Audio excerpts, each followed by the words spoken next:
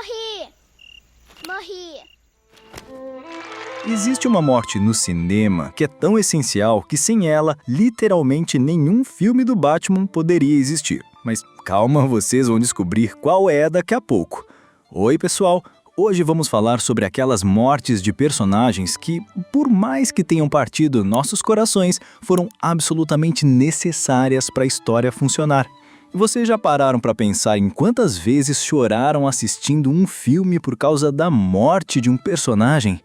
Pois é, às vezes a gente odeia os roteiristas por matarem nossos favoritos. Mas a verdade é que algumas mortes são tão necessárias que sem elas a história inteira desmoronaria. E hoje vocês vão descobrir 8 dessas mortes que, mesmo sendo dolorosas, precisavam acontecer. E preparem-se, porque o número 1 vai deixar vocês sem palavras. Vamos começar com uma que traumatizou gerações inteiras: Mufasa, do Rei Leão. Galera, o Rei Leão é basicamente Hamlet com leões, né? E assim como em Hamlet, a morte do pai é literalmente o que põe toda a história em movimento. Se Mufasa não morresse, Simba nunca fugiria, nunca cresceria no exílio e vocês nunca teriam aquela jornada épica de redenção.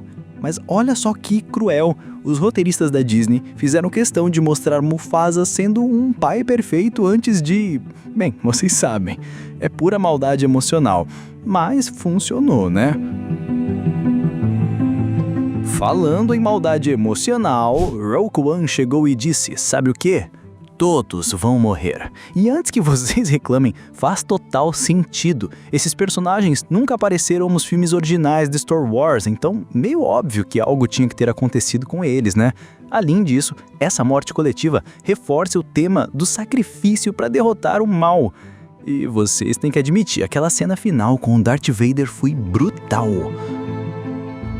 Agora vamos falar de Duncan Idaho em Duna 2. Jason Momoa segurando 19 soldados Sardaukar sozinho, épico.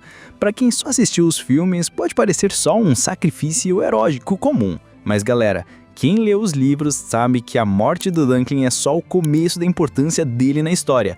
Digamos que clones genéticos vão ter um papel gigante no futuro da saga. E por falar em mortes que definem franchises inteiras, Tony Stark, o cara que começou o MCU. Vocês querem saber o que é ironia cruel? Justo quando Tony finalmente estava feliz, com família, ele descobre que para salvar o universo, ele tinha que se sacrificar. E o Doutor Estranho sabia disso. Das 14 milhões de possibilidades, só uma dava certo, e essa incluía a morte do Tony. Foi devastador. Mas galera, sem essa morte, Endgame não teria o impacto emocional que teve. Preparados para uma que é pura filosofia? V de Vingança. O filme inteiro gira em torno da ideia de martírio. Como o próprio V fala, podem matar um homem, mas uma ideia é a prova de balas. Se ele sobrevivesse, toda a mensagem do filme iria para o espaço. Ele precisava morrer para virar símbolo, inspirar a rebelião. E por falar em mortes óbvias, mas necessárias, Jack do Titanic. Galera, desde o primeiro minuto vocês sabiam que ia dar ruim, né? O filme começa com a Rose velha com tanta história. Mas assim, pra narrativa funcionar, com ela sobrevivendo pra contar tudo, o Jack tinha que partir. Claro que o debate sobre se cabia os dois na porta continua até hoje, mas isso é outra conversa. Agora vocês vão ter a mente explodida com o Dr. Malcolm Crowe, do Sexto Sentido. O cara tava morto o tempo todo. Shyamalan pegou todo mundo de surpresa. A esposa sendo fria com ele era porque ela não conseguia vê-lo. Ele só interagia com o Cole porque o menino falava com mortos. Sem essa morte no início, não teria twist, não teria filme. E chegamos ao número 1, e vocês não podem argumentar contra. Thomas e Martha Wayne. Gente, todo o filme do Batman existe por causa dessa morte. Todos! Não importa se é Tim Burton, Christopher Nolan ou qualquer outro diretor. A morte dos pais Wayne é o que transforma Bruce no Batman.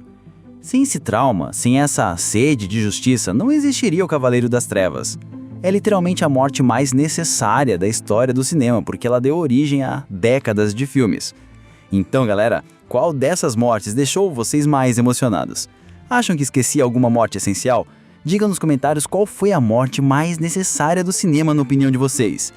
E olha, se vocês curtiram essa análise, deixem um like e se inscrevam no canal porque toda semana tem conteúdo novo sobre cinema para vocês. Essas mortes provam que às vezes os roteiristas têm que ser cruéis para criar algo verdadeiramente marcante. Até a próxima!